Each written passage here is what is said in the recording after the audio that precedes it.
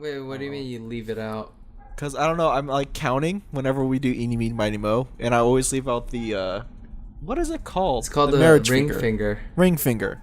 I always leave out the ring finger and I just end up doing the shocker. Huh. Okay. Why? I don't know. I was just doing it right now. I was like, why the fuck am I doing this? Do you know about the Spocker? Is that like the thumb in the...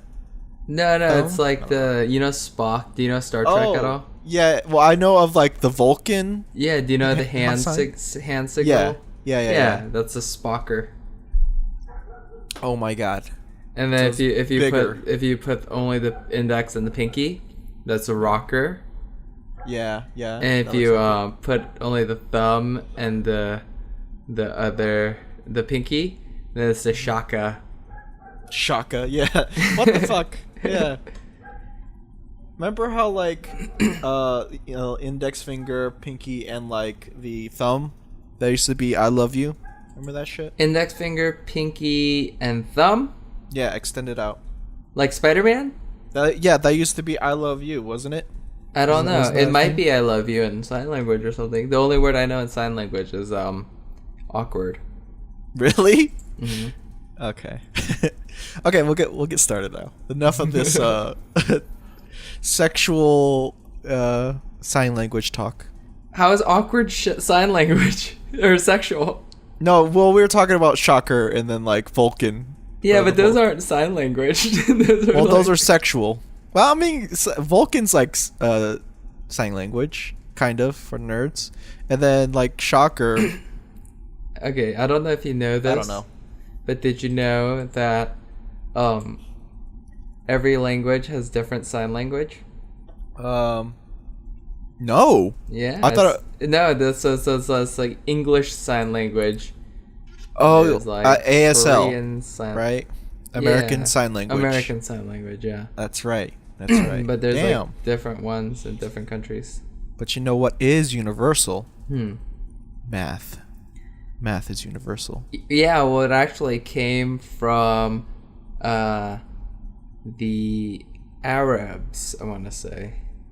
Math? Well, not math. Like, math exists in nature.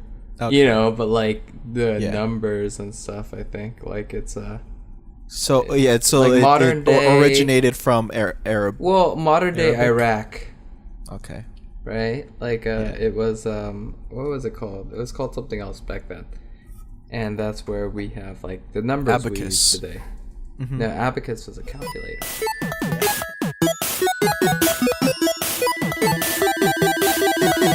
Welcome everybody to Binch Bros Podcast.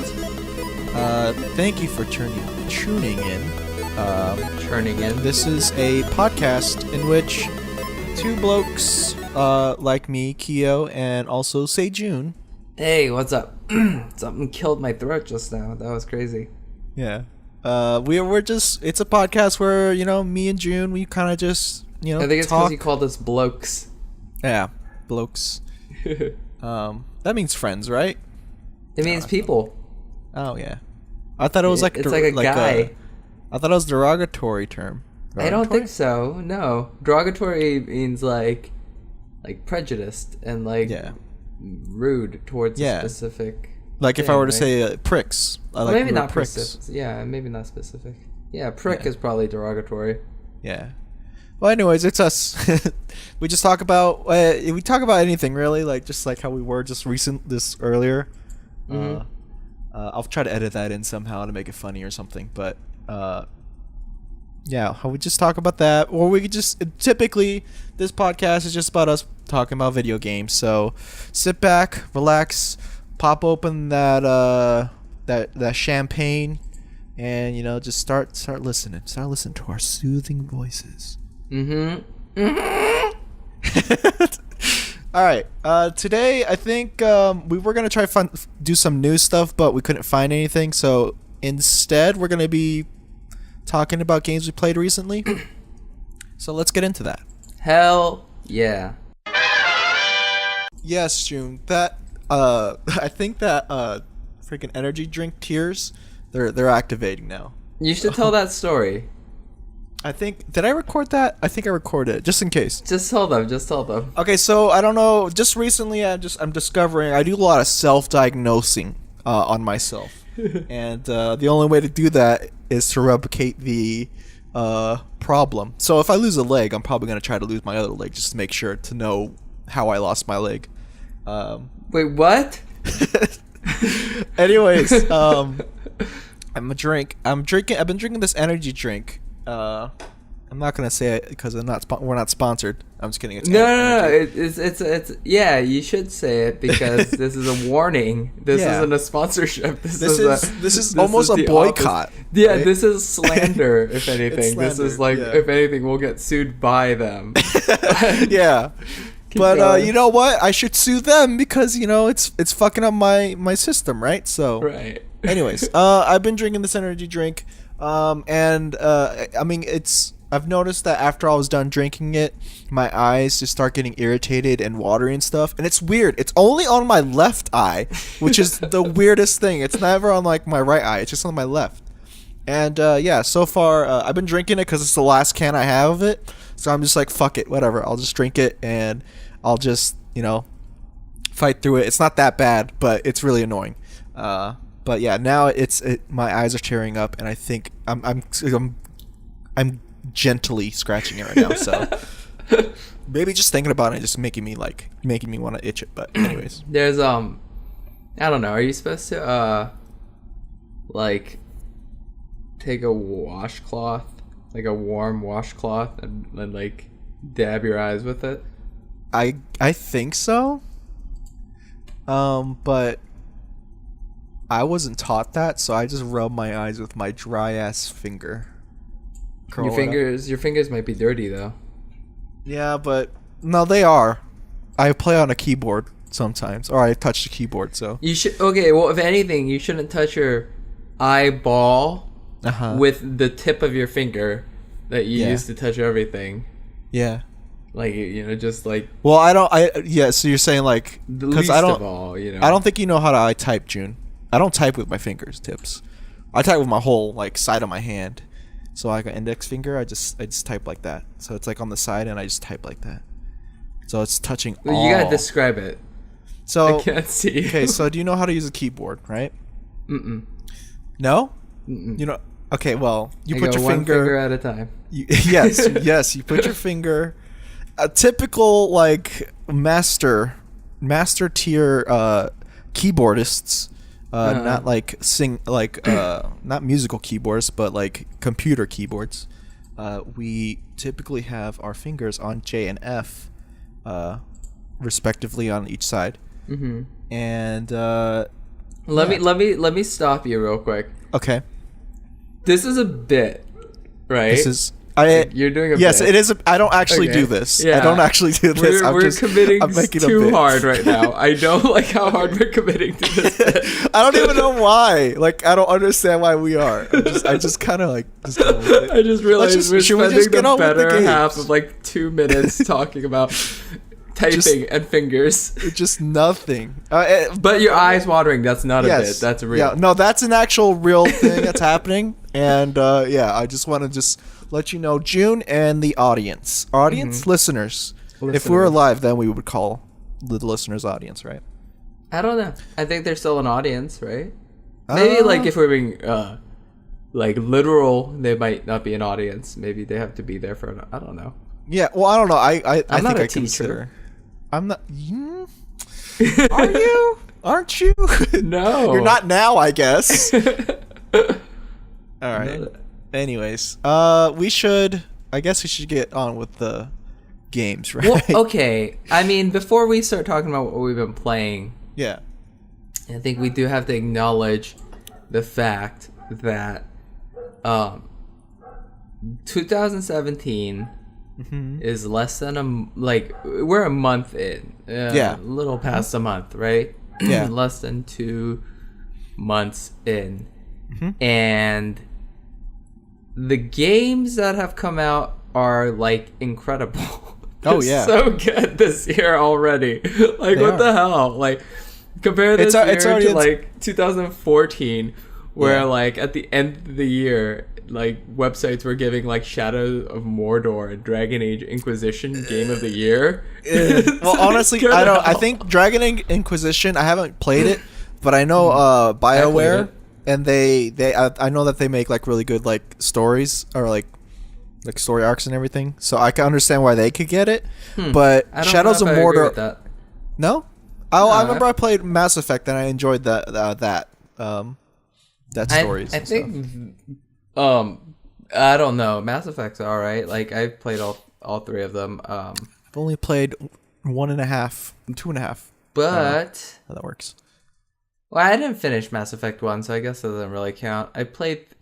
Here's the thing. I played that game way after the fact. I played 2 and 3 first. And those games are good. They're good stories and stuff. But, like, their best work was KOTOR, Knights of the Old Republic. Oh, for sure. Hell yes. Yeah. That was, like... I honestly forgot that they did that, too. Yeah, but, Dragon Age 1 and 2 were pretty cool. And Inquisition was meh. It's all right. The Game of the Year?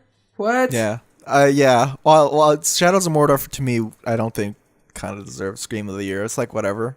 It's like when they gave like Arkham City Game of the Year, and it's like that's a cool game, but it's like not like a game changer for like games, or it's just like what are you saying? What you saying? I'm saying like there are we live in a post like Metal Gear Solid 5, Dark Souls world. You know what I mean? Like Bayonetta. You know, like we've got like Overwatch, whatever. Yeah. Like, we've got these like upper echelon of like video games. You know, like Game of the Year should be games that strive for that. Like now, I don't. Do I love Grand Theft Auto 5 as much as most people who do? No, not really. Like, I think it's really good though. Like I see the craftsmanship there. You know what I mean? Like I see I get why Grand Theft Auto 5 would get Game of the Year. Yeah. You know what I'm saying? Like even though I don't love that game, I get it. I don't see that with Dragon Age Inquisition. I don't see that with Shadow of Mordor.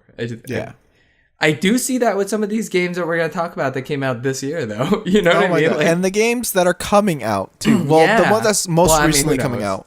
I'm specifically going to be talking about For Honor because I've been looking up videos on that, and I'm pretty hyped now, about this it. Is a game, if listeners remember, last year I talked a lot about. I've mentioned this game several times about how this is a game I really want to play because I have friends to play it with online. Yeah. This is not a game I would have normally been into, probably. Just like fighting randoms doesn't seem to be my bag. Or maybe, that's fine, but like I at think least it's teaming up. Yeah. Teaming up is interesting, yeah. Yeah. Oh, here's a little bit of a little news that I want to throw at you. Okay. Lucio is going to be in Heroes of the Storm. Whoa, that's cool. Yeah. That's awesome. Lucio I from like Overwatch. that. That's interesting. Yeah. I played Heroes of the Storm before, and I did enjoy it. This was before like they added like Tracer and Zarya, which I'm still surprised they put Zarya in there. Yeah. Cool. She was put in like, I want to say like 3 months, maybe 2.5 after Tracer, after the launch came out for Overwatch. I think. Don't quote me on that, but she's out. She's been out. But I think that's cool. I like that. I like Heroes of the Storm because it's like League of Legends, and it brings the characters that I like in all Blizzard. I think I like Blizzard games so far. It seems. Yeah. Maybe not StarCraft, Warcraft. You don't like StarCraft? Warcraft. I played it way too much, and I think RTS is. It's not like I don't like RTS. I think I'd rather play like, Overwatch or like, all the other team-based games, I guess. But I don't know. That's cool. Yeah, I like their games. I don't know. Yeah. Well, you played Diablo, right? Yeah. You picked it up like for a good 2 weeks? No. I before I knew you, I played that game a bunch, and then like I picked it up again recently. Like I don't know how long ago was that. Like it was like like I think I want to say a month and a half. Like a month and a half ago, I picked it up again, and I then you deleted it to make space to get. Yeah, I played it for like a few days. Right? Wasn't it for a few days? Yeah. Yeah, you went through something. I forgot why you did it. No, what did I want? I wanted something. What the hell did I want? Okay, I wanted something for like a character. Yeah. Oh no, that's what they did. They had a event. They had this weird. I don't know if we talked about it on the podcast. I don't think we did. About it. It's kind of fun. Let's talk about it. Yeah, so even though it was like a month and a half ago. Too late. I'm sure this is done. Like I don't know if you can like still do it, but they had this thing called the Darkening of Tristram, which was this like extra dungeon that you could do in the first city of Tristram, and if you did it, and the whole thing is the dungeon itself emulated like Diablo 1's aesthetic.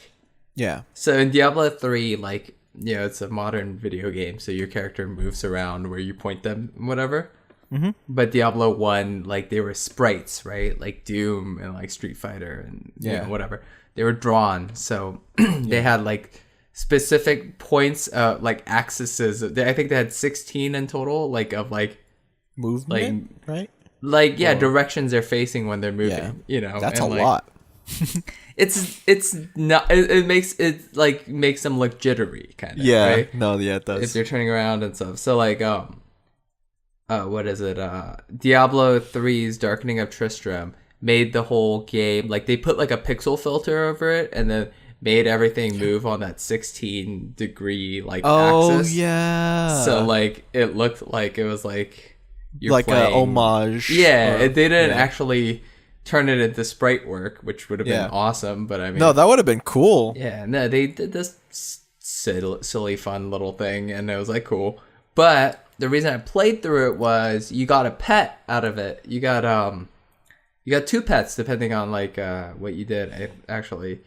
You got a little butcher guy, or you got a cow, if you did the secret, like, ritual. And got was the butcher guy, like big... And he was a boss in Diablo, and okay, Pudge maybe. Yeah, he has like a demon. He has like this fat demon with a apron, I think. Yes, butcher's blade. But classic. And he has a hook. Does he have like a hook? He does have a hook. Yeah, that's Pudge. I think maybe I'm thinking of Diablo 3's. There's a monster in Diablo 3 with a hook that's like the butcher. Yeah. Maybe that's also. I don't know, man. I don't know. He's in Heroes of Storm, but he's called something else. But I think I know it. He's like white too, right? Kind of like flesh white. The butcher? Yeah. No, the minion or pet, I guess. No, he's red. Oh, okay. Yeah, he's like a red monster. No, there was a guy in Diablo 3 with like a hook that's not red, I don't think. Yeah, I think his name is Butcher in like not Overwatch. But he's called not Overwatch. What the hell? he's called. I think he's called Butcher in Heroes of the Storm, and you play as him too. And I think he's that boss, right? He has like a butcher knife. He's red, and then he has a hook, right? Yeah, I think so. Yeah, I don't know, but that's cool. It's just like an event that made your turning into a 16-point axis, and then you get a pet out of it. Yeah, you get a pet if you create a new character and play through it with a level 1 character. So I did that, and I got that character to like way past level 70 by the time I was done. Because I mean that game, it's one of those video games that gets its hooks in you. Yep. Right, and I was like, oh shit, now I'm all about this game, and then I played that for a while until that feeling sinks in where you're like. This is the whole game. This is what I do the whole game. This is what I'm going to be doing. Like, I could spend hundreds of hours still doing just this. Yeah. Which is grinding. And just, like, farming. To be honest, weapons. I think that's the feeling that... So, I've told you this before, but I don't think I mentioned it in the podcast. But whenever me, Justin and our friend Luis, we used to have our like I was supposed to say Demon Souls. We had our Diablo 3 nights where they come over to my house and we play on my PS4 and play Diablo 3, and it was good. And then all of a sudden, after like day 4, no, after like week 2 of playing it, when we tried playing it again, we always get tired within like 10 to 15 minutes, and we're just like, dude, I don't think I want to do this right now. I'm getting freaking tired, because I think that's the mentality, right? We know that we're probably gonna have to grind all this, and like so many things are happening, and that, like, you know, we kill a lot of like enemies, and we don't even know what's going on or what our character's doing, but we're just pressing buttons that we've had habits on. Yeah, it's super. I mean, it's good, but it is very repetitive. I don't even know if repetitive is the right word. It's like it is repetitive, mundane. For sure, every video game is repetitive, but like, yeah, it's just so formula. You know, you're just like, it's like work. Repeat. Yeah. So I get tired of it. Damn, fuck Blizzard sometimes. But Overwatch feels like that to me, man. Like, I love Overwatch, but like, I will have to take breaks from Overwatch. You know what I mean? Yeah. I'm like, because I mean, there's nothing like the like high from, you know, doing really well in Overwatch. Oh yeah. But like at a certain point, you're like, I mean, I guess you have your goals, which is like, oh, I want this costume or this emote, so I'm gonna keep playing for it. Which is keep like, grinding. I mean, it's funny because it's like a first-person shooter. Like, you don't see your costume most of the time anyway. Yeah. So like, it's really like a show-off. Like, hey guys, I have it. You have to have friends in order to like really want the skin, right? Because then your friends will say, "Oh, hey, look at that skin. It looks pretty good." You know that camera angle that they had for spectator mode in yes. I mean, well, just like spectator mode in general. Yeah, I think like, you can't get it anywhere else, I don't think. Why? Would it give that much of a, like, I would love leverage? To play with that. Yeah, like, yeah. It would only, like, I guess. No, but, like, I think you do, yeah, because give you it to everyone, though. Like, because, like, the shooting then they would have to, like, fix precise. It. They would have to fix it to be, you know, everyone's always in third person. No, I don't think they should have to. I think it should be, like, a toggle. Like, Battlefront has a toggle. Right. Yeah. I don't know. I'm whatever. If I'm kind of used to like third person, right? No, overview shot. No, what is that? Over the shoulder shot, right? That's what it's probably called. I'm used to over the shoulder shots recently because I'm playing Dark Souls. And that's not over the shoulder. That's like a floating camera. It's like, well, that's more. It's more than any of the other games I play, because most of the games I play were like first person. Yeah, well, I mean, like Overwatch had like the spectator mode kind of has like almost Resident Evil 4 style, like Gears of War style. Not recent Resident Evil, obviously, right? Because not 7. Yeah, 7 is first. Yeah, the originals were fixed. 4, 5, and 6 were the third person over the shoulder. Okay. Yeah. I mean, it's called over the shoulder because it's over the shoulder, you know, like, and Dark Souls, it's more backed away, right? Yeah, Dark Souls is like, well, that's like the closest game. I can't remember any other game I played recently that had like over shoulder shots, but I don't know. I think there's like a whole bunch of debates on it. Maybe it should be for those who want to like see aesthetically, because then you can see your skin, right? And that'll be pretty cool to look at. Yeah. Also, like, I don't know, like. I get really bored, like, looking at my character's hands all the time in shooters. You know what I mean? I mean, if the shooter can get, like, Overwatch keeps me engaged enough where I don't think about it, right? Yeah. Like, but, like, I don't know. There've been, like, this is an interesting debate, right? Because first-person video games and third-person video games they have, like an intrinsic thematic difference, you know? In third-person video games, you're controlling a character. In first-person video games, you are the character. Yeah. You know what I mean? Or, I mean, at least that's the idea of, like, the camera, right? Yeah, like, but... the camera. Yeah, which is weird, because like I mean, there's first person games that do that perfectly, like Half-Life, right? Half-Life, you play as Gordon Freeman, but what does that mean? You know, like you never see Gordon Freeman, you never hear Gordon Freeman. You can be Gordon Freeman. You know what I mean? Yeah. Doom, you can be that guy.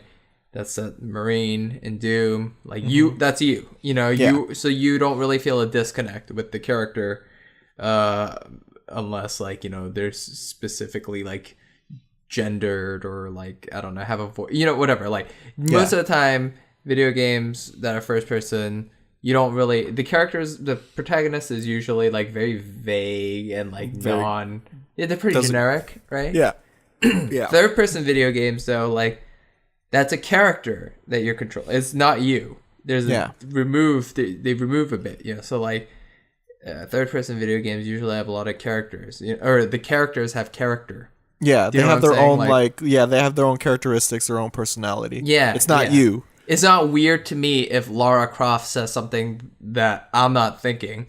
You know what I mean? But it is kind of weird to me if I'm playing a first-person shooter and like my guy like comments on something or says something gross or something. You know, like I don't know, like I'll be like, wait, what? Like you know. But Overwatch is weird because it's about these characters that are super cool, like and like interesting and fun. Like they're like.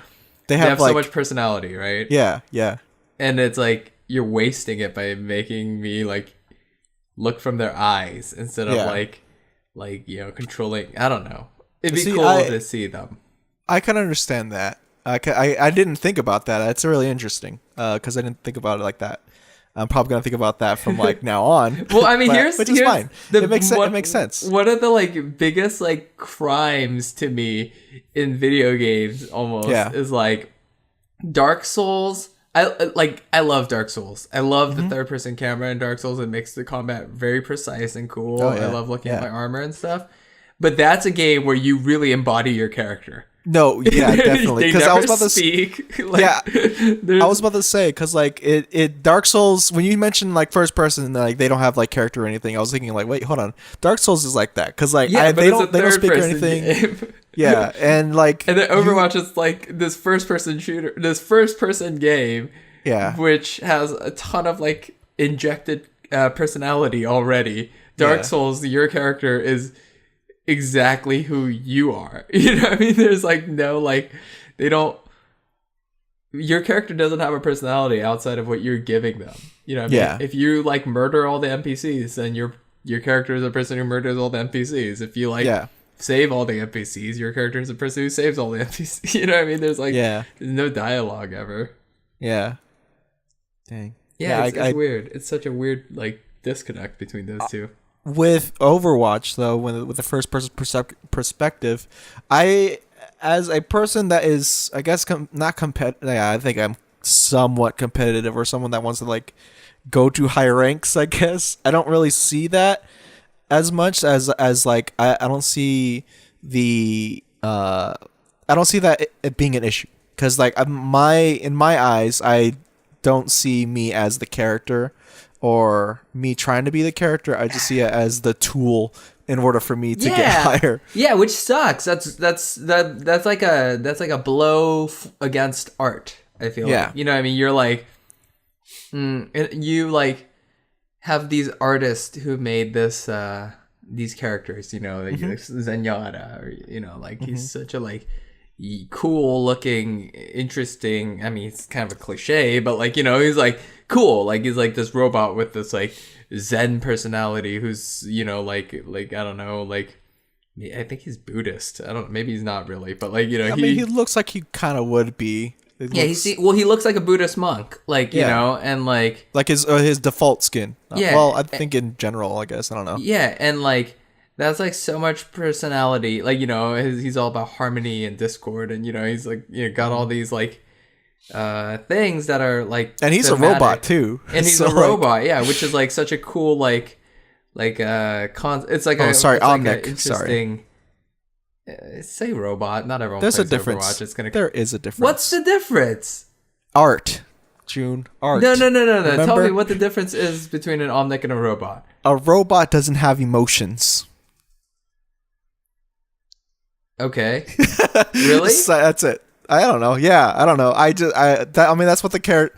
I'm honestly, that was a bit. That one was a bit. But the reason is because like They're not the like reason why I'm saying cyborgs. They're still made, right? yeah, I think so.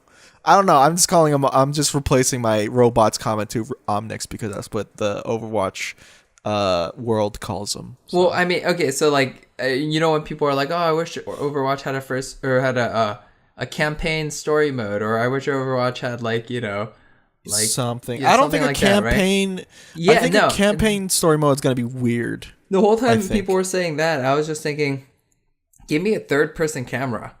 Just give me that. Like then it's not a. Then like it's like I can have the fantasy of these characters like fighting against each other rather than me fighting a bunch of these characters. Okay, so donning one of their powers. I'm gonna do two things right now. Ask you two questions. Actually, one question and a statement. First question: is this the first person camera to a third person or over the shoulder shot? Is this coming from like this source or idea coming from like your studies in college about like the gaming concepts, I guess, or is this like coming through like your own opinion?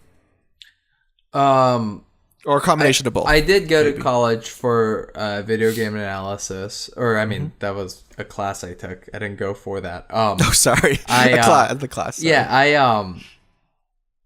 I don't know. I don't know if we talked about that, to be honest. Like, I don't really remember. I think we might have. I think it might have been there in the text. Do you want me to? I mean, you want me to cut that out? Then? No. It's fine. It's fine. It's totally cool. No, but what I was gonna say is no. This isn't an original thought about perspective. It's something video game writers, not people who write video games, but people who write about video games have been talking about for years. Since the first person camera and the third person camera were in video games, probably, since back in the day. And I mean, like, yeah, it makes sense for like, I mean, cause like, if you think about like, old games, like, LucasArts point and click games, right? Like, that have, where you're controlling characters, but they are their own character.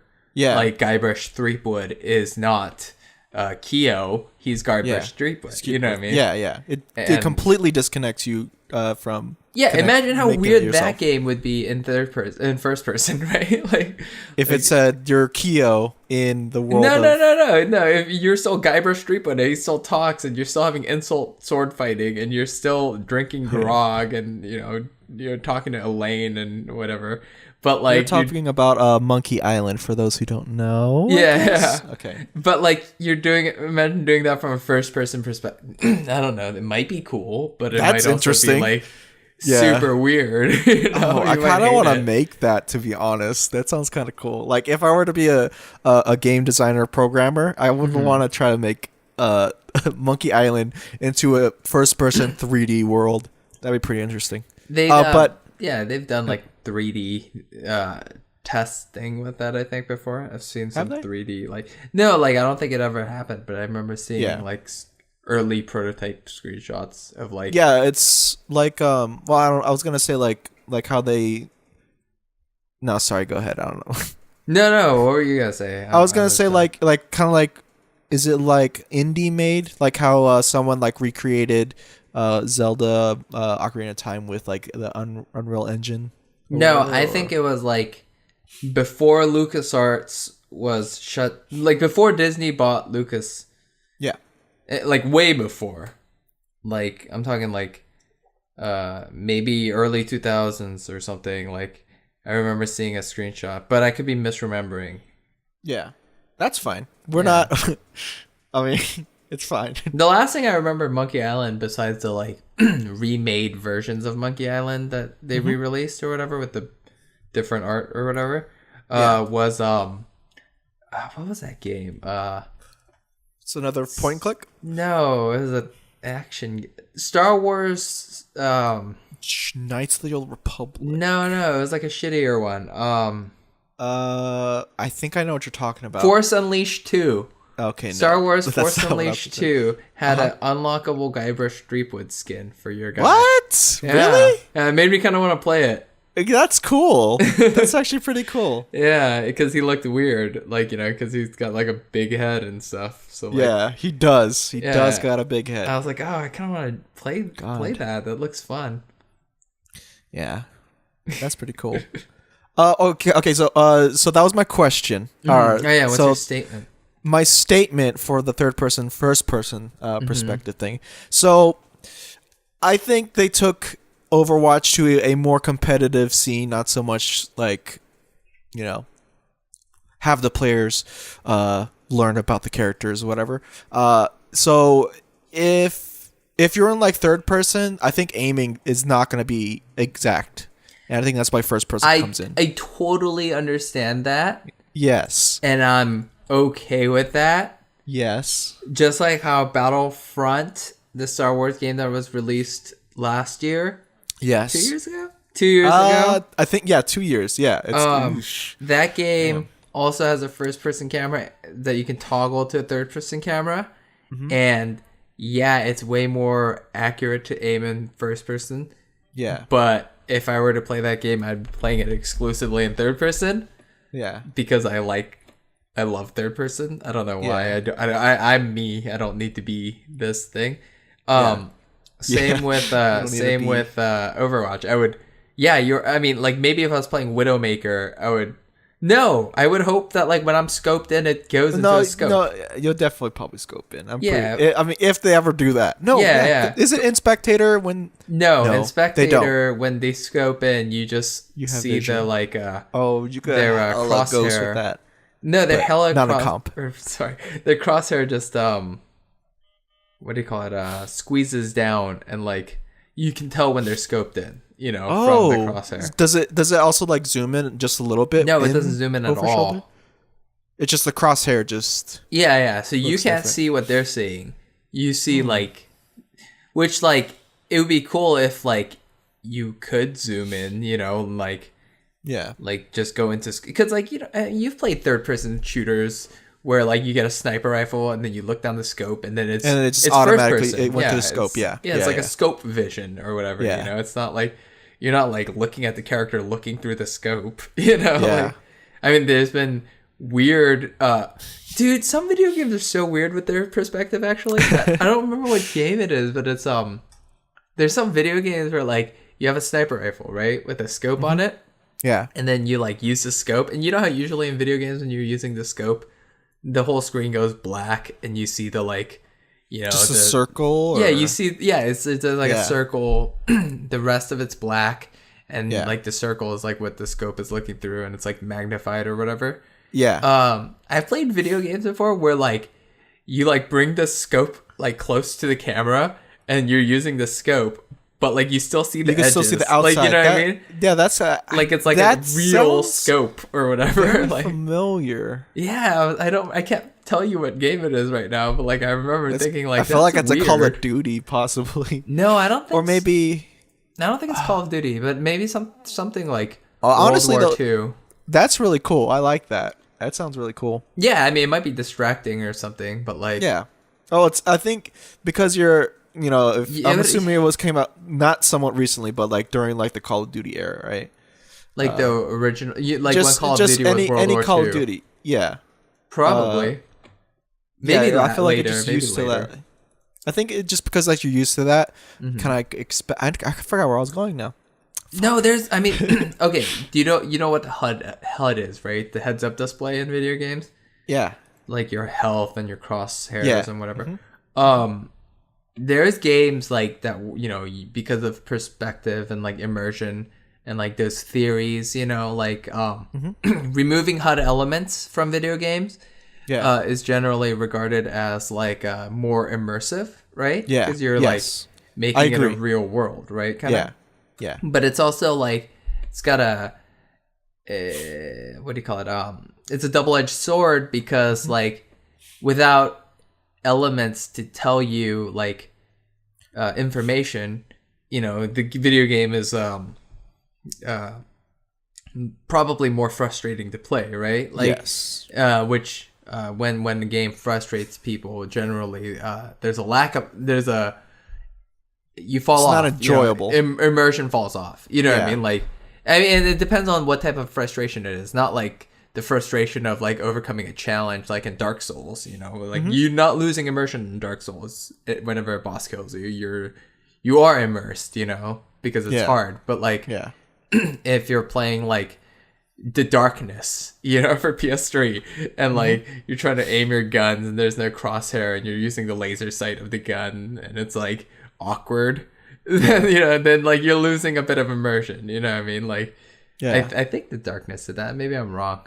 Some video game Some video game doesn't have like a crosshair. That's the idea, right? No, they would have like a laser sight, you know, on your gun, you know, and like you would have to But use the laser not like sight. a HUD crosshair though, right? Like not a HUD. Laser sight. Like there would be no crosshair on the HUD. Yeah. But you would have like a laser sight in the world, like paint you'd be painting like the laser on what you want to shoot and pull the trigger.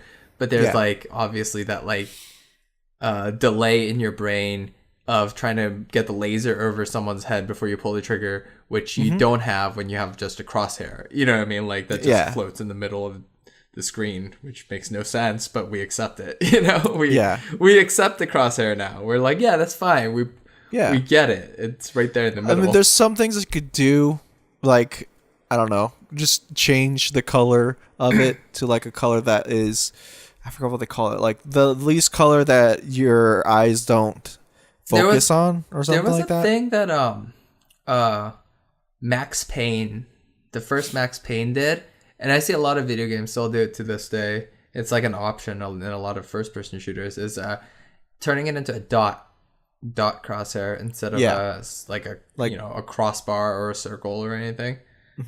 Like that's a common, like the circle, the bloom because it like it dynamically changes size to reflect like the spread of like whatever weapon accuracy you know is decreasing or whatever. That's got that use for it, but like, you know, like video games like Max Payne and other games that use a dot crosshair, I always thought that was pretty cool. Like, because it's like super accurate, right? It's like you just put the dot on something and you shoot, and it's also like it's very simple. It's also like way less like visual noise, you know? It's a dot as opposed to like, you know, like a something's taking up more pixels. Yeah, exactly. Yeah. So it's like cool. But I mean, like, because of that whole immersion idea, like, you know, instead of a health bar, a lot of video games adopted regenerating health. You know, which I don't know. I think it's a case by case thing, but generally, I don't love regenerating health. Yeah. You know, it makes me feel like it slows the game down. You know, if you're playing video games with regenerating health, it's like, all right, let me just go hide until I get my health back and then go try. Whereas like a game with a set amount of health makes you really consider not taking damage. You know what I mean? Like, I mean, like, just be more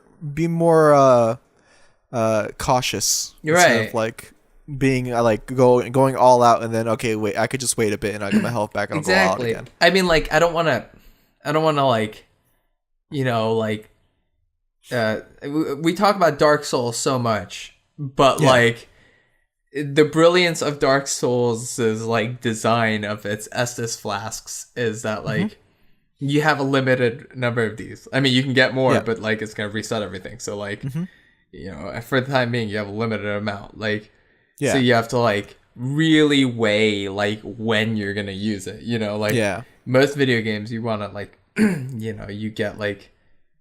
You want to top yourself off before the next encounter. Dark Souls, you never want to do that. You know, like you want to like. You kind of want to like decide, should I do this now or should I wait? Am I able to like dodge all these attacks and conserve my slot for the next boss that I go after or something? Yeah. Like a big part of it is like maybe your best shield is like this, like, you know, one shield, but like it also only has like 90 something physical defense. So like. You're still taking damage every time you block, but it's like better against like lightning attacks and stuff. And this boss uses a lot of lightning attacks, so you're like, Oh man, I'm gonna have to eat some damage fighting this guy. Like, I don't know. It's cool. Yeah. But speaking of Dark Souls, should we talk about video games we've been playing? We got like 30 minutes now. Oh my god. I know. I want to talk about Yakuza and I want to talk about Gravity Rush. I mean, we could talk about Dark Souls, man. I want to hear you talk about Dark Souls. I'll talk about Dark Souls a little bit. Yeah. We can make it really fast. We can make these. Yeah, I'll make it really fast. So, Dark Souls 2, just finished it. Oh my god. So good, so fun. I can understand. I think I can understand why people don't like it too much is because the whole Halloween. Well, I think there's a lot of reasons, but the Halloween thing is probably one of the things I didn't like about it. No, people. I mean, like, no. I think people find it a little annoying, but like some people like think it's like it adds to the challenge or whatever. So like, yeah, I've seen people on both sides of it. Well, it's making me not want to die as much, so it's all right. Do you like the way Dark Souls 1 and Dark Souls 3 does it, where it's like there's only two states? Yes, I didn't know that Dark Souls 3 had it's similar to like Bloodborne 2 has that where you could die and you won't have like reduced health, max health. Dark Souls 3 you lose max health. Do you? Okay. I'm literally just starting Dark Souls 3. This is the brilliance of Dark Souls 3, okay? Okay. Yeah, inform me. Every Dark Souls games, you have two states of being, right? Like, and in Dark Souls 1 and 2, it's and in Demon Souls there's like human form, which is like you're full max health. Yeah. And then when you die in Demon Souls, you're like a phantom. In Dark Souls 1 and 2, you're hollow, which lowers your half or like by half, I think. It like lowers your health bar, right? Like by a good chunk. I don't remember if it's half. I mean, I don't think it's half, but it's like 20% or something. You know, you have way less health. Dark Souls 2. Well, Dark Souls 2 is this gradual thing. It's like super complicated. It's like every time you die, it's like a percentage, and after like the 10th death or something, I think it either gets reduced every time you die or increase. I can't remember which one because I remember someone saying that as a thing. Wait, like permanent? I don't think there's permanent loss of.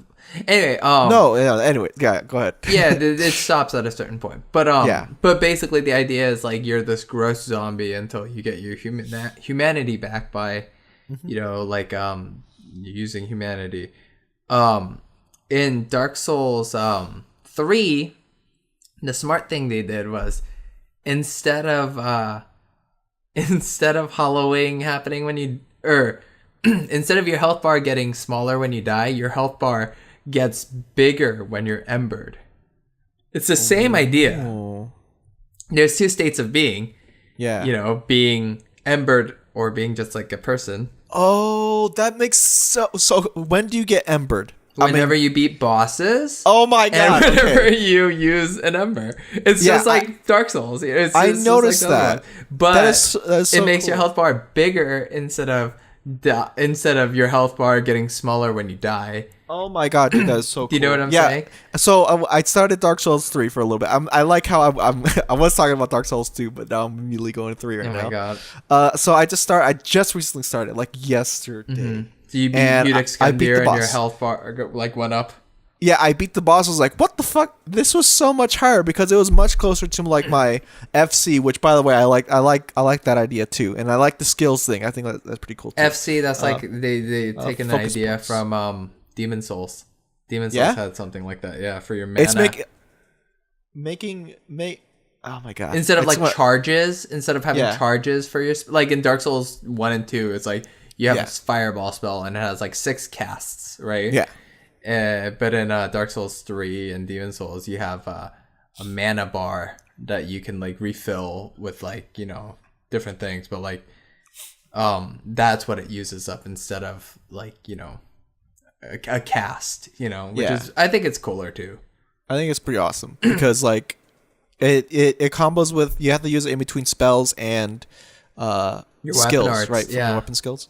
Yeah, and I think that's really cool because that's a different mechanic I haven't messed with, and now weapons have like their own unique skills, and I think that's pretty cool too. And it is cool. Yeah, it reminds me of Bloodborne. I cannot wait to get new weapons and try them out. Yeah, the coolest weapons are the ones that like have. I mean, like the cool, like the harder, like some of the later or not later even, like some of the boss weapons just have these like really cool weapon arts that you're like, oh, like this weapon itself isn't like a great, like, you know, isn't like the best great sword or ultra great sword or, you know, a spear or whatever. But the like weapon art it does is like pretty fantastic. Like there's this one ultra great sword. I forget what it's like the Farron Wolf Blade sword or something like that. Farron great sword. It's a ultra great sword and a dagger. Like that's you know how they do that in Dark Souls 3 where there's like instead of like equipping one weapon on one hand, one weapon on another hand, they have like sets of weapons that you just equip and it's like it's on both hands, you know like the daggers, some of the dual daggers are like that.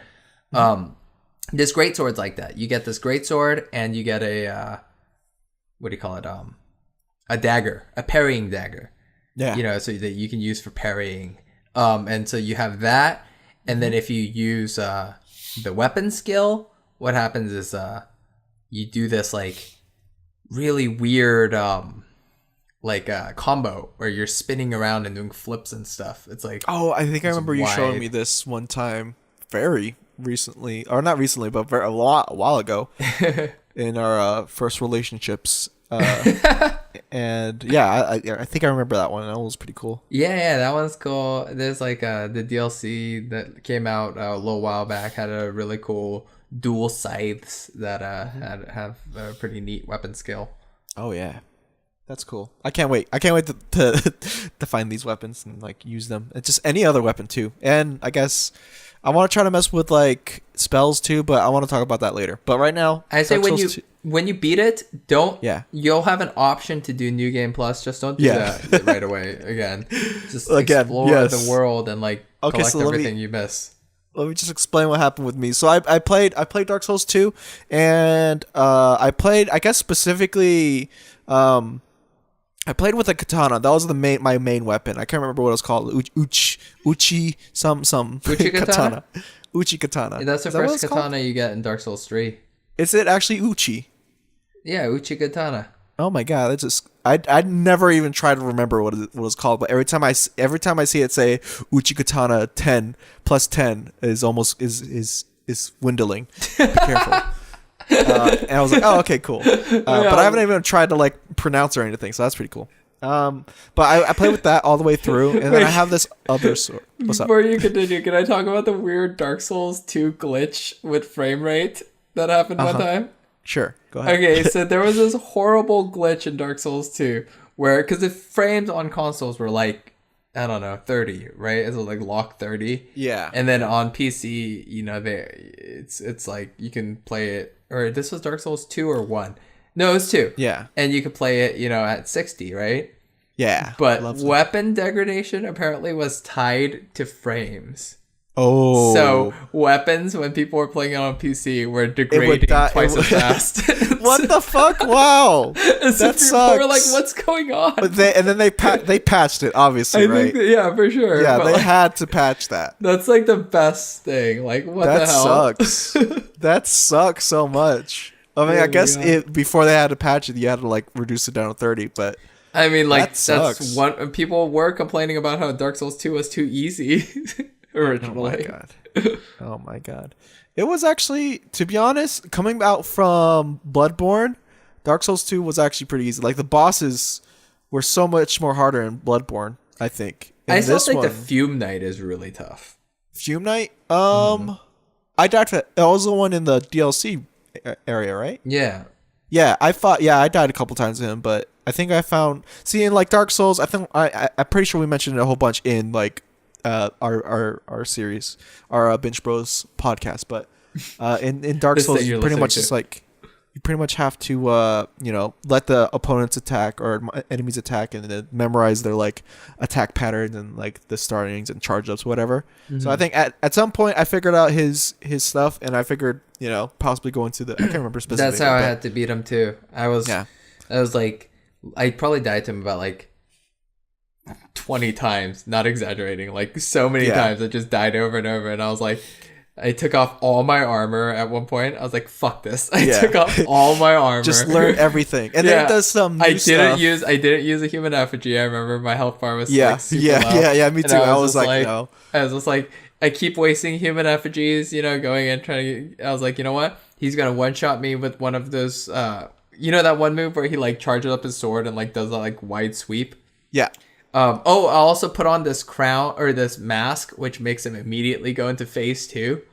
Because how he has 2 phases. Yeah, and I was gonna mention like that at some point after a certain percent, which seems like it's 50% for Midnight, he does new moves. Yeah, and like that would fuck me up because I would get used to his old moves, and I wouldn't. Yep. So what I did was I put on this crown or this helmet, which makes him go into phase 2 immediately. Wow, when you go in there. And I mean, like, phase 2 is tougher than phase 1. For sure. But if you're playing the whole fight in phase 2, it's easier because you have everything. You'll have all the moves he's doing. Exactly. So you don't have to like there's no like complacency. You don't get used to the easy part. You know what I mean? Yeah. Which makes it easier in some way. I think it does because like it's you. There's like those moves sometimes are like its most vulnerable too. Yeah, for sure. Because he like has like huge damage, but like once you start getting your rolls, did you ever mess with that one stat in Dark Souls 2, which makes you gives have more you immunity? iframes? I literally just found out about that when I was looking at a speed through. Yeah. You have to have like a minimum of something to have like good enough iframes. Yeah, it gives you more iframes, which is very interesting, and I wish I knew about that because I rolled a lot. I think it's stupid. I think like Dark Souls 2 or 1 and 3 and Bloodborne does it better, where it's just like these are the iframes you have.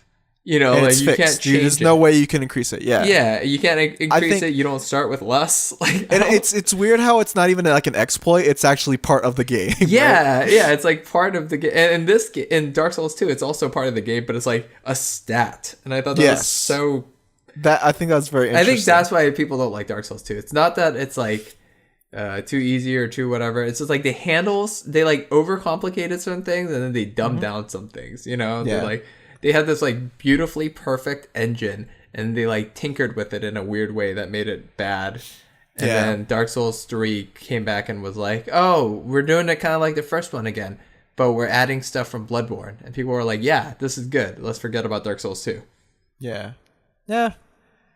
Unfortunately, I want to, I don't know. Unfortunately, this is like the second Souls game, I guess, if we're counting Bloodborne that I finished. So I can't really say that. I can't agree with that too much. I think it's all right, to be honest. No, I like Dark Souls 2 a lot. I think I'm talking shit about it. It's still better than like 90% of video games. No, yeah. You know what I mean? Like Shadows of Mordor. Yeah, Dark Souls no comparison. 2 kicks Shadow of Mordor's ass up and down the street. Are you kidding me? I want to finish up Dark Souls 2 so that way you can take over. There's really not much to say about it, to be honest. I played it with the katana, finished it, killed the bosses. Some of them were hard, some of them were actually really freaking easy. And yeah, what's your finished favorite? the game. And I'm not sure how I don't know about the ending because I didn't think the ending was gonna be the way it was, and I don't think I want to say it. I guess we can spoil Dark Souls 2. We should spoil Dark Souls 2 just because I have a thing to tell you about the endings of these games. They're always like that. Yeah, they're always like that. That's it. Yeah, they're always different. Just like, yep. So, is there a different ending? Could I? Yeah, which one did you do? This is the one where I guess I accepted it and I sat in the throne, which is kind of sad to me because it was sad to me because like that means that like my character's done. Yeah, you can just leave. Yeah, I don't think you can just like walk away. Yeah.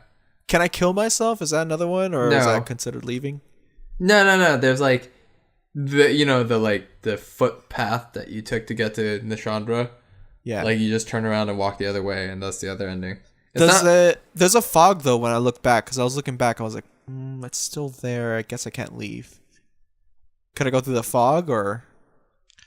I'll pop it around through and try you have to. Wait, I remember there being. I think originally Dark Souls 2 only had one ending. I think when it first came out. Yeah. But with the DLC, they added the second ending. Yeah.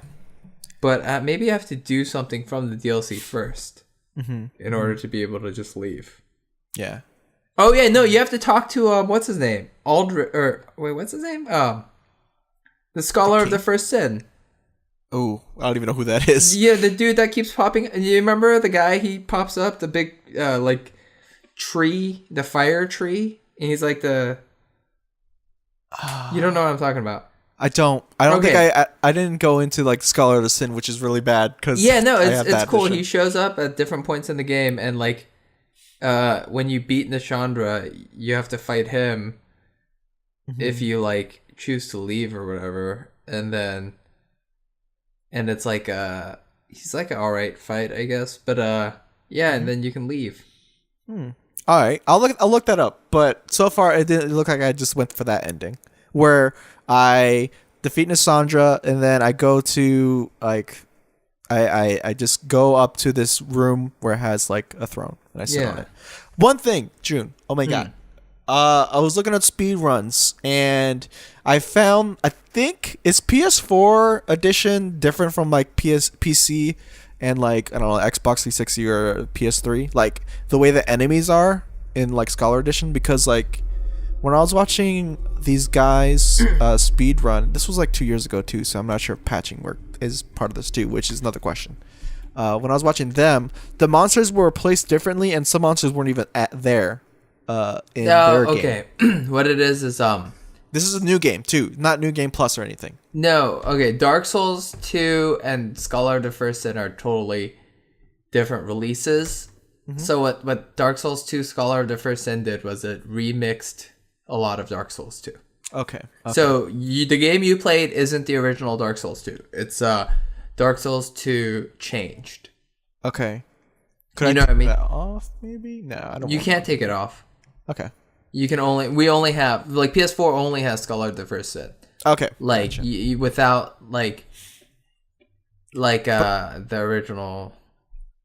I watched someone do like a speed through for it said Dark Souls 2 Scholar of the Sin, and it said all bosses, whatever, and they went through like Hayden's Tower, and like, you know how there's or Hayden's, I don't know, whatever. Heidi's. You know how there's like Heidi's Tower. You know how there's like these white knights that are just sitting. Yeah, they weren't there in Dark Souls 2 originally. They were added for Scholar of the First Sin. But this guy was playing with Scholar of the Sin, and they weren't there, and it was a new game. Maybe he mislabeled the video. Okay. Because like they shouldn't be there. Yeah. And this is like level 1 character. This isn't like New Game Plus. It's not New Game Plus. I realized New Game Plus. You told me that New Game Plus was changes and adds monsters and. Yeah, it adds monsters here and there, and it adds removes too, right? No, it doesn't remove anything, any enemies. I think it adds more. Okay. It changes some boss fights for the better, I think. Like the sinner, sinner, the lost sinner. That fight is really cool in New Game Plus because there's like additional enemies on the side like that attack you. They're like invaders, I think. Oh, yeah, interesting. That's pretty cool. Anyways, like I was playing that, and I was like, "What the hell? What is this?" Yeah, that video probably mislabeled it. It probably just meant Dark Souls 2. Yeah, I was just trying to find something to help me progress through the story because I was I only got stumbled like twice in the game, and then I was like, you didn't know where to go, huh? Yeah, because I went to like the. I killed the defender and the watcher, and nothing happened after that. I was like, "What the fuck?" Yeah, that's like right at the end. yeah, and I was like, "Oh, okay. So I need this thing, and I need to go do this thing." I missed like 2 steps, which is going to the dragon, and then what was the other thing? I just needed to go to this one area and go through the memory of like a giant. When I played Dark Souls 2 back in the day, I there was a part where I dropped the game where I was like, I don't know what to do. I'm bored. Like, I'm done. And so I stopped playing it for like a bit, and then like months passed, and I was like, I want to play Dark Souls 2 again. And I try to play it from where I left off, and I was like having a really hard time. I was like considering making a new character, but then I looked it up online, and I was like, oh my god. And just like, I just forgot to do this one thing. Like, this was like, I forgot to go like this one way. Like, I never checked there. Yeah. And that never happened in Bloodborne or in Dark Souls Bloodborne 3. was. I think I like that because Bloodborne was like, it was pretty hard to find. Not hard, but it wasn't that too hard to find like where I needed to go next. Yeah, it's pretty simple. And like it's like secret stuff that you miss if you miss anything. Yeah. I want to end Dark Souls 2. And I finished it, and I really like it. I did enjoy it. My time on there was really fun. I might go through it again just to like get the alternate ending. But yeah, now I'm heading over to Dark Souls 3. Buff your soul memory up so we can PvP. Yeah, I'll definitely do PvP with you at some point, and I'll amp that up. But or I'm just gonna have to PvP Souls, you in Dark Souls 3. Yeah. We can still do Bloodborne too, I guess, but whatever. But I finished that on Dark Souls 3. I think either after Dark Souls 3 or I'm probably gonna not do Dark Souls 3. I might do it first. But I'm really on the Souls train. That's June. A good train. I wanna play Demon Souls at this point. Like, I went back to Demon Souls. That game is tough. I have a hard game. You talk about a lot, and I thought Demon Souls was Dark Souls 1, but it's not apparently. No, that's Dark Souls. Yeah, it's Dark Souls, and I want to play Demon Souls. I want to see what that. Do you have a PlayStation 3? I do not. That's the only way to play Demon Souls. I'm pretty sure I could get the PlayStation Now. I mean, come on. Is it on PS now? It might be on PS now. I'll look it up, but while you talk about your stuff, but. Yeah, you can't get it. They never released it on PC or any other console. It was only for PS3. Is it on PC? No, you said it wasn't on PC, right? No, Dark Souls is, but not Demon Souls. Demon Souls and Bloodborne are Sony exclusives. Okay. Damn. Yeah. Well, and Neo coming out. That game's a Souls like. It's Soul. Yes, I was looking up stuff on it, and it feels a little weird to look at that because it's like, it's this weird thing where I feel like it's like. I know it's not a ripoff, but it feels like a ripoff to me if I were to play it. But it looks like it would be pretty fun to play. Here's the thing: there's a lot of games that should rip off Dark Souls, because like true. Dark Souls is so good. Like video games ripped off Doom, right, when it came out, and look at how like it became a genre. Like I think of Souls, that series, almost as a genre. Yeah, it's like a different type of third person video game, action game. It's like it's a third person action RPG about precision, right? Mm-hmm. Yes. It's not a third person action RPG about statistics. It's not a third person action RPG about it's like its own genre. I think, like punishing statistic or precision based action. It's like it's closer to something like one of those stylish action games like Devil May Cry or Bayonetta, but I mean it's different from those too. But you know what I mean? It's like not as fast as those, but it is like it's got this thing about precision, which I think it's cool. It's its own thing, and with the level of like punishment that Dark Souls gives, like you lose everything you're carrying, like all your souls or whatever. Like a lot of games have ripped that off. There was that one game, what is it called? Not Bound by Flame, but the other shitty RPG that came. What was it? It was God, I can't remember the name now. It was they're making a new one. It's a sci-fi Dark Souls type game. Wait, what is I have no idea. Dark Souls rip-off. Okay, maybe saying rip-off is pretty. Yeah. Lords of the Fallen.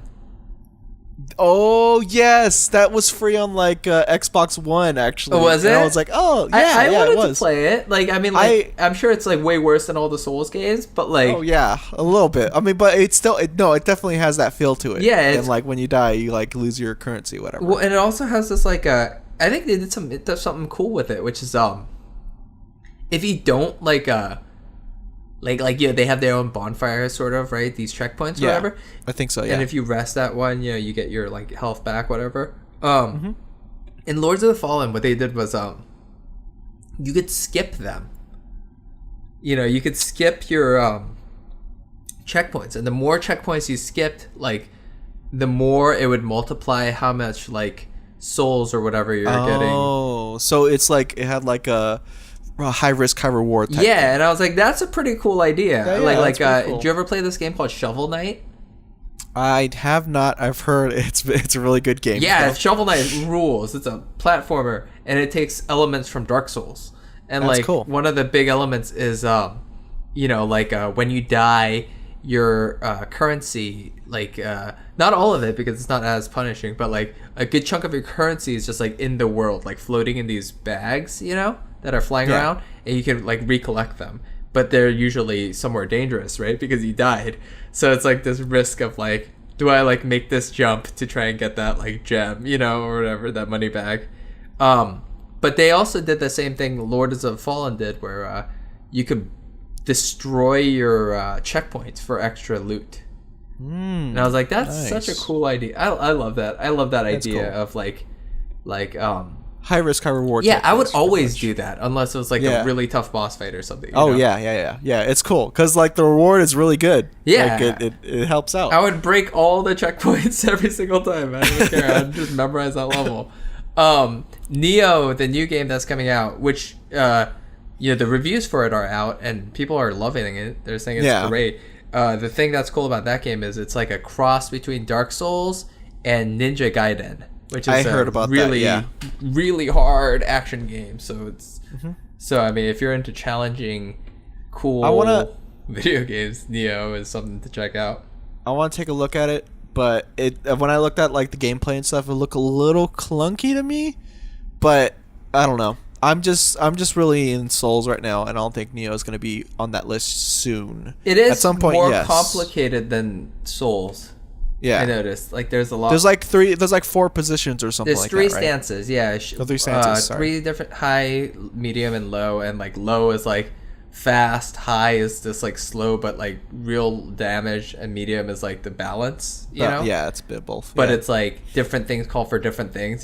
So like if there's a boss who like overreaches with his swings but does massive damage, maybe go to low stance, try to dodge past it and like do stabs, like fast stabs and stuff. Like it's like, and every weapon, it's like it has that Souls thing where like the weapons themselves have the moveset, but the more you use a weapon, the like you unlock proficiency in that weapon, which is, I think that's pretty cool. That sounds very interesting. So like if you're using axes all the time, you get better with axes, whereas like if you're using swords, whatever. Yeah, so you pretty much like legitimately be a master at that weapon. Yeah, which you're unlocking. I'm not so hot on that personally. Like that's weird because I am. Yeah, you reminded me of it. And I was like, because you throw a skill tree in front of me and I'm all on it. Yeah, well, I mean, on that. I love that Dark Souls doesn't have skill trees, right? It doesn't have like like moves that are like unlocked by like your character doesn't learn a new move. Like when they get like the Uchi Katana, they know everything that the Uchi Katana can do from the moment they're holding it. You know what I mean? Like I like that because it's like it's almost like the weapons are tools for your fighting style. You know what I mean? Like and differently, like they're different. Like each weapon, like there's so many swords in that game. I don't always pick the like one with the best stats. I pick the one that like has the moveset I like because I know how to like against certain enemies, like I will use this one against this enemy because I know they're super fast and like to roll around, so if this has a wide swing, I can catch them on their roll or whatever, Yeah. I don't know. Love that series. I hope more games rip off Dark Souls. I agree. It's just gonna be a little weird because I have this weird like fanboy or weird like loyalty to Souls right now. Yeah, but Souls is done.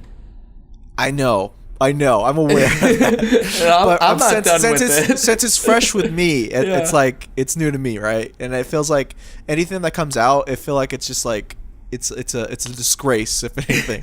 I mean, this is how I feel about it. Is Souls is done with video games, but I'm not done with Dark Souls. Yeah. So I don't expect anything to be as good as Dark Souls that emulates it. But if it's half as good as Dark Souls, that's still gonna be a very good game. You gotta get it's gonna be good. I'm still gonna like that game probably. Like I played Salt and Sanctuary, which is a total ripoff of Dark Souls. But the cool thing is, it's a 2D game. Yeah. It's a side-scrolling Dark Souls. Yeah. That was like cool. It was like cool to have that. It wasn't as good as Dark Souls, but it's like cool. Like, yeah. you know? Yeah. Like, I don't know. There's the only ones that I don't like really are, I really want to play that game Eider when it comes out, the one where it's like Diablo 1. It's got the 16-degree movement. It's because it's sprites. God, yeah. And it's like Dark Souls. It's like a isometric Dark Souls. Did we talk about that before? I can't remember if we did. I don't know. Devolver is putting it out. Did we talk about Devolver? No, actually, no. We don't. I think we might have like talked about it like out of podcast. Yeah, they're rad. They do a Hotline Miami. Yeah. All these other games. You ever played Hotline Miami, Kyo? I've seen people play it, and I do not want to play it. You don't want to play it? Why? It looks very frustrating to me. It's pretty stressful, but it's like Super Meat Boy in that like you hit a button as soon as you die and you're back in it. Yep. And you pretty much like restart. Everything's the same. Like you just have to like memorize everything. And like it's about it succeeds you. It's about timing and like memorization. What did I say? Memorization. Yeah. Now I'm questioning if I said that word right. Yeah, memorization. You said it, I think. Oh my god. But yeah, Hotline Miami. Yeah, it's like time memorization. Like I could see that. I could see the appeal of it. It's really gory too. It is very 80s like as well. Yeah, it's like the movie Drive. Cool. It has that aesthetic. But I don't know. I just want to play other games. Yeah. I mean, hey, if it ever comes free for PS Plus or whatever, I'll hop on. Check it out. I can't recommend that game enough. I've been playing Gravity Rush 2. Beat it. Yes, I was about to say. I beat it. I loved it. It's a fantastic game. Please play that game after you played Gravity Rush 1. I got teary-eyed at the end. That's not even lying. It's one of my favorite Sony franchises now. It's such a good game series.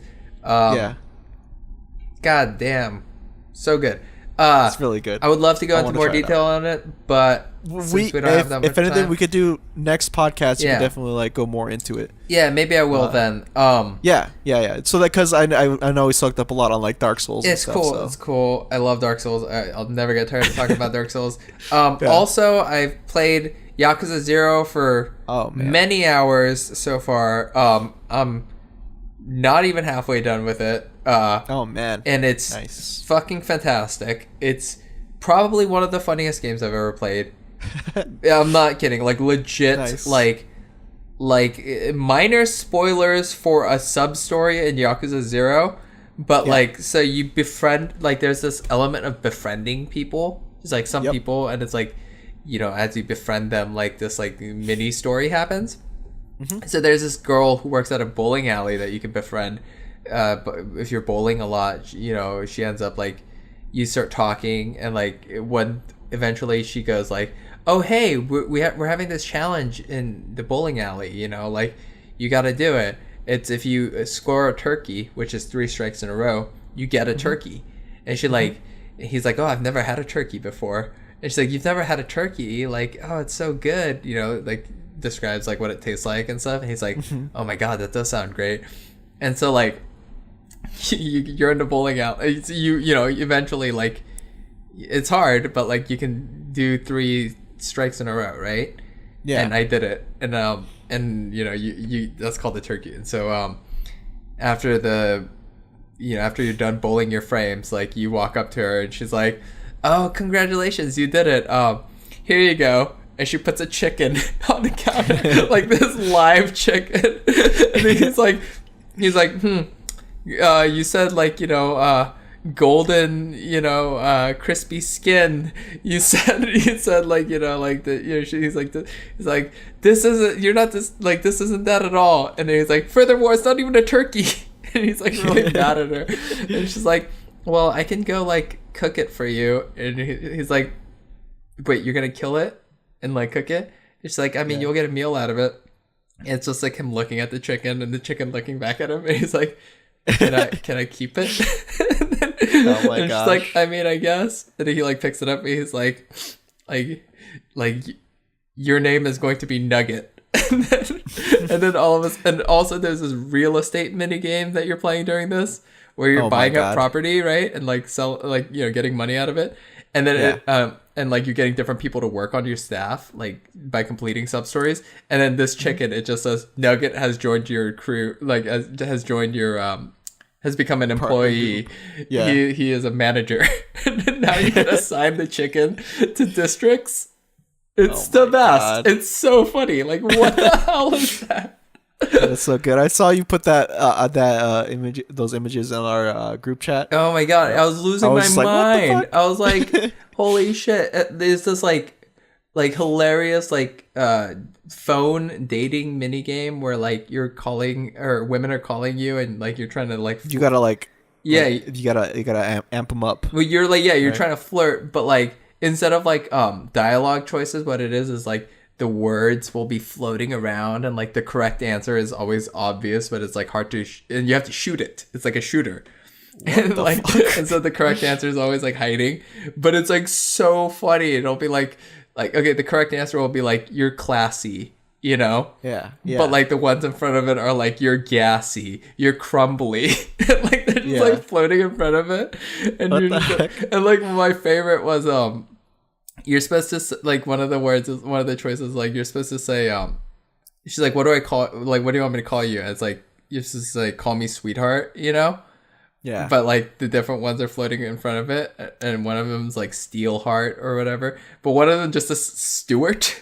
I lost my mind. This game is so funny, which is funny because the main story is not funny. It's great. It's this great like mystery about like being framed for murder, and it's like this awesome like thing about, it's this really ironic like murder mystery because it's like it, you know, it's like this decadent rich economic heights of Japan. You know, people are literally throwing money everywhere, you know what I mean, like they have so much money that they're like just throwing it around, you know, and like and these crime like leaders of these crime this one crime family, you know, all the lieutenants are fighting over this really small empty lot, this patch of land, you know, this like shitty empty lot, because whoever owns that, if the whole gang owns, like if the Tojo clan owns that small, like that's the last piece of land that they need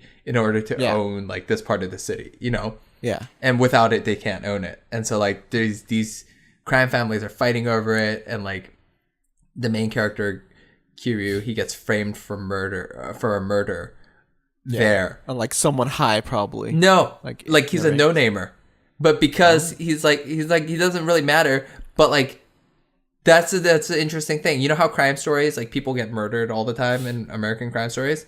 In Yakuza, like the fact that like someone got murdered is a huge deal, even though he's like no one. Okay. And like, and it was like a gun death. He got shot, which is even a bigger deal because guns are like harder to like. Guns are super illegal there, you know. Yeah.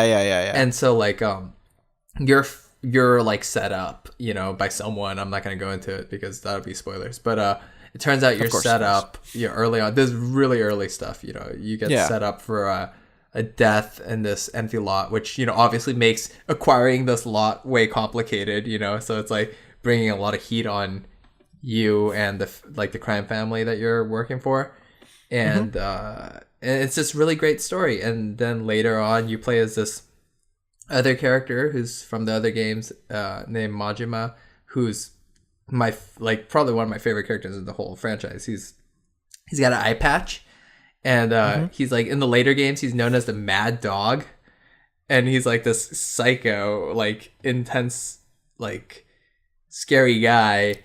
And like in this game, he's not that guy yet. So like you're kind of like seeing him like grow to become before him. Yeah. He's not like, he's kind of like, you know, like pictured like the Joker, right? Like, and like you got like the origin stories of like that sort of character, you know, like it's cool. It's a really cool game. I love the aesthetic. It plays better than any other Yakuza game. The story is, since it's a prequel, it takes place before all of them. You're not like you don't have to know about everything. Like Yakuza 5 was a great game, but if you didn't play Yakuza 4, like 4. you would not know like half the characters in Yakuza 5, you know? So anyone could pretty much like pick it up and not have to do like there's no prerequisites for it. Yeah. For story-wise. If anything, story-wise. there's like things for people who've been playing it, like kind of like oh, this is this character when they were like 10 years old just walking around, you know, and you're like, whoa, that's crazy.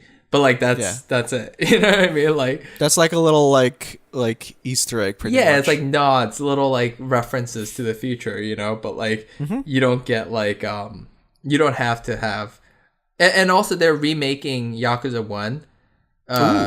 Like it's coming out this year or next year. Like I think it's already out in Japan. Like these games always come out like a year later after they came out in Japan. So like if you play through Yakuza 0 and then play through Yakuza Kiwami is what it's called. Okay.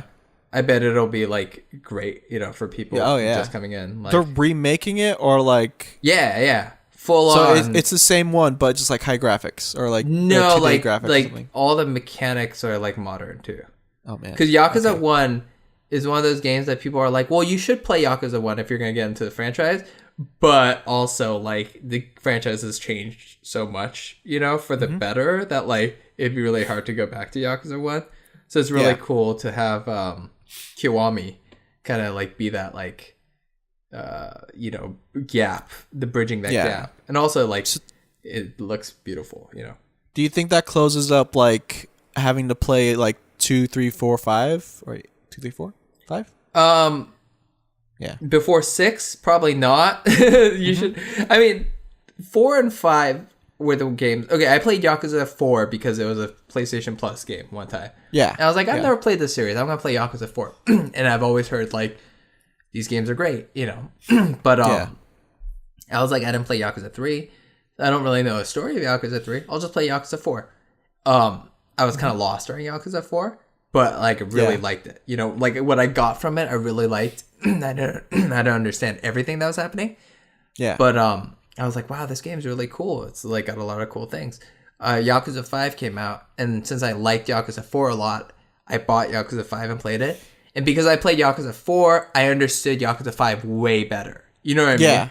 Yeah. And I loved Yakuza 5, like because it was like. There was like new things from 4 that wasn't in 3. Yeah, there's that you're able to recall to 5. Like the characters got the thing about 4 is 4 introduced a lot of characters. Like you know that like 4 introduced like 4 had different playable like every Yakuza game before 4 you always played as Kazuma Kiryu only, and Yakuza 4 you played as 4 different people. Ooh, interesting. You know, it sounds similar to like Grand Theft Auto then? Well, you couldn't switch. You couldn't switch on the fly. It's like you play a chapter as this person, etc. Okay. And then Yakuza 5, they did that with 5 people. You know, and like Yakuza 0, they're only doing that with 2 people. But it's cool. I like it actually better than having like too many people. Are they going off the numbers for that right now? Do you think? Or no. Zero. There's a Yakuza 6 coming out. Yeah.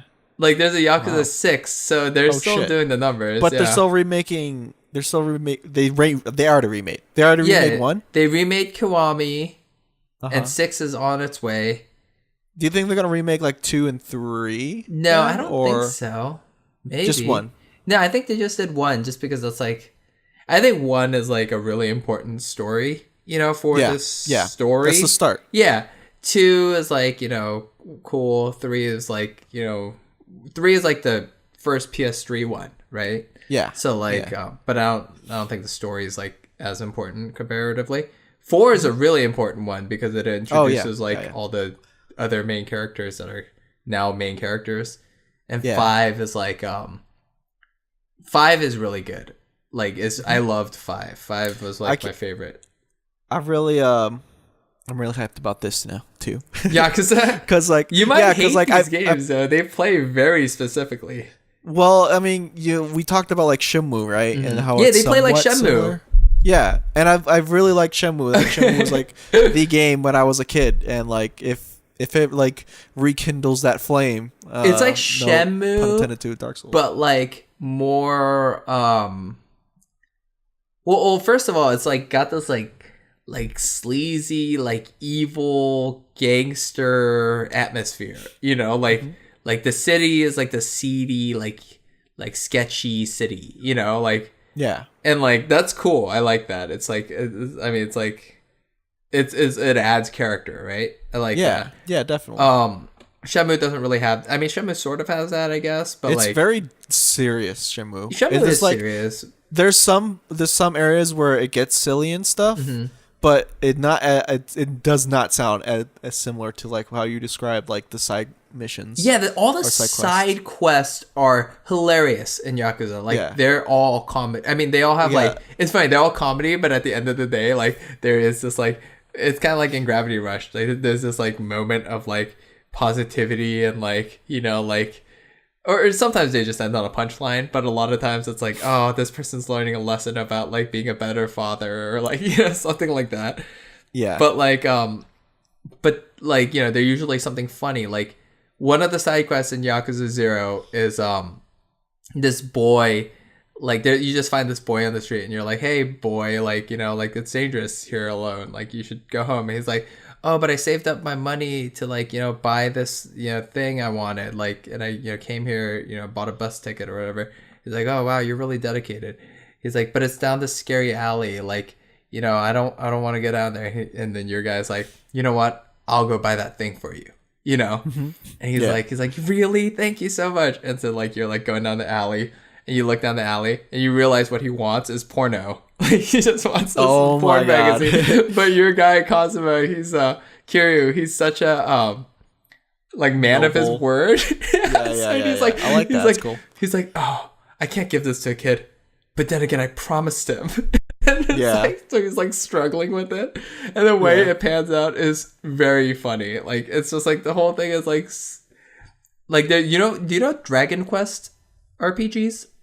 No, but it's like again, that's the art style that looks like Dragon Ball Z. Yeah, right? exactly. Yeah. There's this whole mission which is basically where everyone's like talking about the hot new game and it's basically just Dragon Quest 3. And it's like they call it like Aru Quest 3 and it's like about and that's submission that the story behind it is so funny. Like it's just it's almost like a Monty Python gag or something. It's like this little boy who bought it gets beaten up by this high schooler.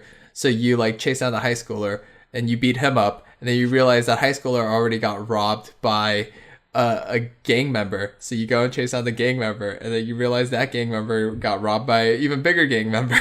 And so you like chase down that guy. It turns out that guy was that boy's dad from the beginning. Oh my you know what I mean? It's like stuff like that. It's amazing. It's really funny. Good. But yeah, highly recommend that game. Yeah, definitely. I'm gonna pick it up at some point once the Soul Train's gone. Oh my god, the Soul Train will never leave. The Soul Train, that's the thing. Yeah, I don't think it. Yeah, I don't think it's ever gonna leave. You're just gonna run out. You're just gonna run. I mean, like, it's gonna go slow a little bit, but it's still gonna move. Let me put it this way: when did Bloodborne come out? 2015. I think so. Okay, I didn't delete Bloodborne from my PlayStation until like last month. Yeah. Dark Souls 3 still on my PlayStation. Yeah. Like Bloodborne, I'm gonna reinstall it as soon as I have room. You know what I mean? Yeah. You know what I mean? Like it's like it's gonna be on there ready to go. These games, like you're never done with them, and like they're never done with you. That's what it's more like. Yeah, they're never done with you. That's why I want these rip-offs to keep coming out, just so I can like have some like, and I want them to get better. Yes, I definitely want them to get better, but still kind of the same because like the Souls format is like it's a good format. As long as the rip-off isn't just doing Dark Souls, like that's why I think Lords of the Fallen is so like unappealing to me, is because it's just like this is kind of just like uglier Dark Souls.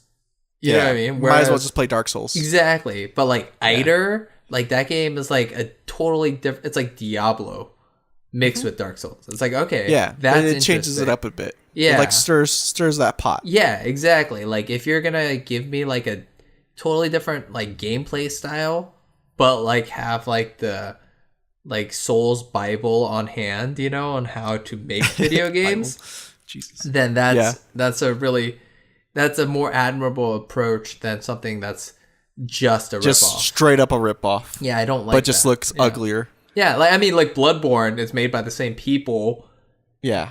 but it's kind of a ripoff, I guess, in a way. Like it's like not the most original idea, but the setting and art style make it so like appealing. You know what I mean? Bloodborne is like amazing to play and look at, and like everything about it is perfect, right? Even though it's like you could easily say, "Oh, this game's just like a copy of Dark Souls in Victorian England," and it's like, yeah, well, it's a copy of Dark Souls in Victorian England. That's sick. Like that's so cool. Like you know what I mean? Like I want a Dark Souls in space. I want a Dark Souls in, like I don't know, China, ancient China. I want all these games that like probably will happen. I don't know. These Souls games still look great, right? Yeah, I like them. I'm liking them. Oh my god, that's a trend I'm going with. And with that, June, we're gonna end the podcast. All right. Probably still gonna talk about it like once we get on PlayStation, but whatever. Oh my god, I love Dark Souls. Yeah, because I'm gonna be playing it. So, but we're gonna end the podcast here. Thanks for listening, everybody. Thank you for being here, June, as always. I mean, I can't really do the podcast without you. Everyone, play the For Honored beta when that comes out. Me and Kyo are for sure gonna try it out. Yeah, we're gonna be on it. That's coming out February 9th. Today's the 4th. It's gonna come out on Thursday. That's gonna when I'm working, but I'm still gonna download it. This podcast is gonna come out. I'm gonna try editing it, but so far it's been coming out like every Wednesday, Thursday. It might come out during launch. Oh shit! But I'll try to edit it for like Sunday. All right. And release it out. I'll actually enjoy editing this. Yeah, we'll talk about the For Honor beta probably next time, huh? We could. I was actually gonna mention something. Oh, you mentioned it. What about Oxenfree? Yes, Oxenfree. Timmy recommended us Oxenfree. We'll say that towards the. No, we'll say it now. Yes. Okay. So what's up? What's up, June? What's up, man? What were you gonna say about recommending games? I was saying the For Honored beta, but Oxenfree is a better call, probably. Yeah. Go ahead. Yeah, no, I want to play Oxenfree. I don't know how long it is. Yeah, that's the problem here. So I think we could probably whichever one we'll probably talk about For Honored, but recommended game is Oxenfree. Hold on, I'm gonna look it up. How long to beat Oxenfree? We could 4 talk hours. about it. We can do it.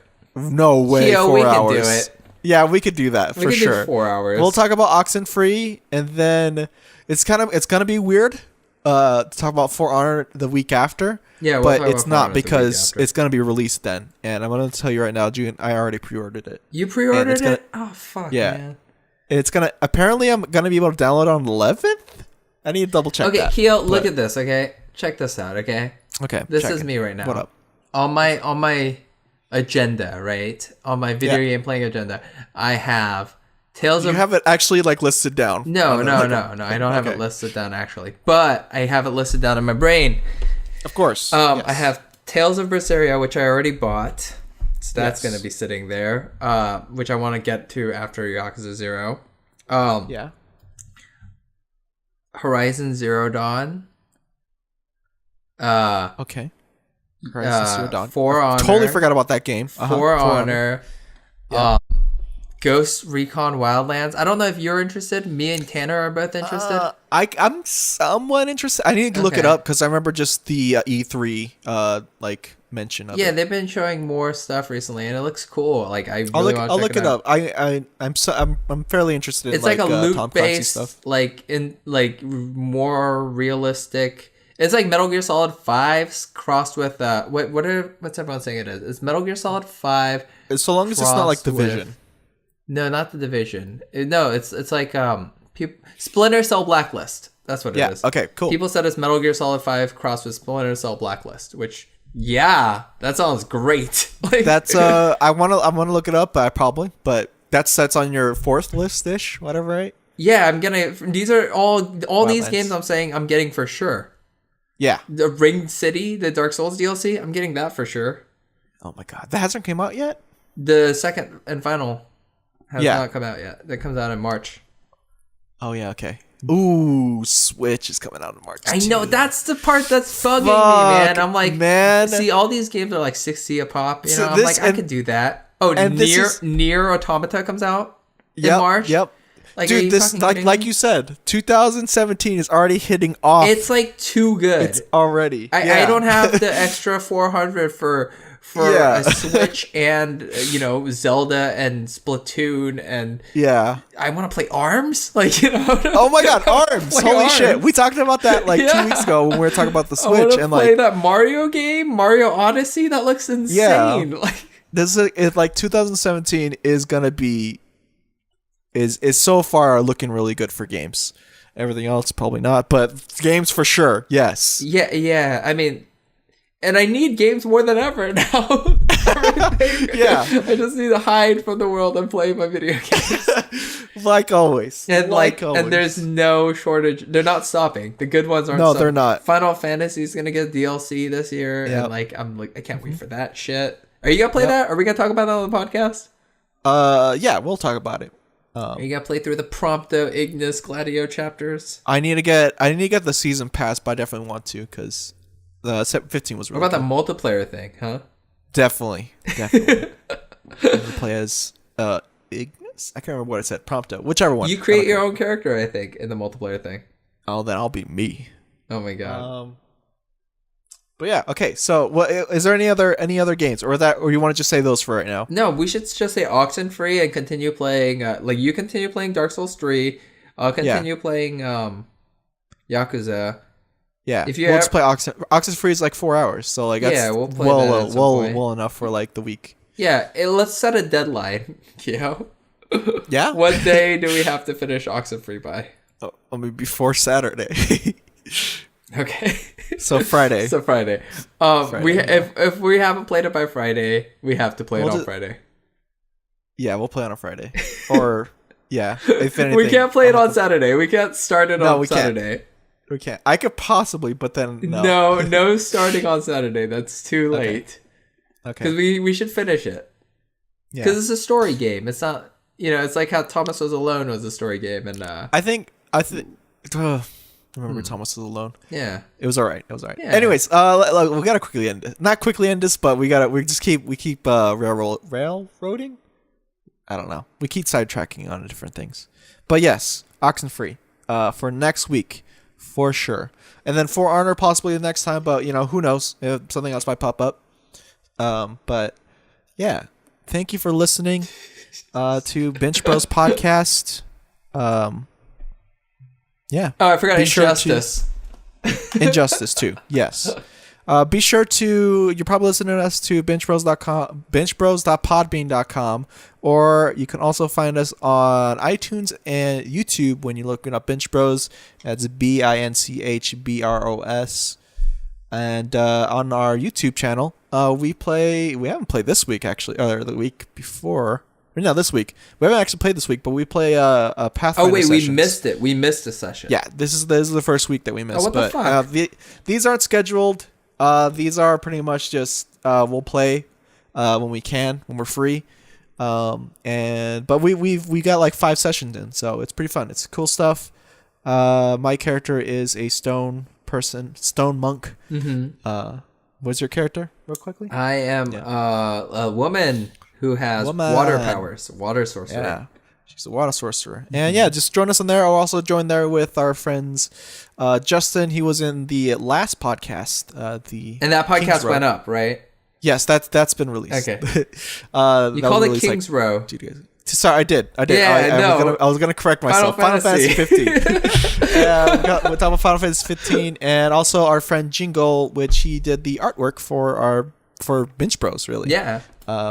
And yeah, just hit us up on there. Leave a comment, share this with people, share this with friends. Really appreciate it. And yeah, I've been Keo, and Seeker of the Souls. Seek less. Wait, damn it! I'm gonna fuck it up. This bench doesn't burn.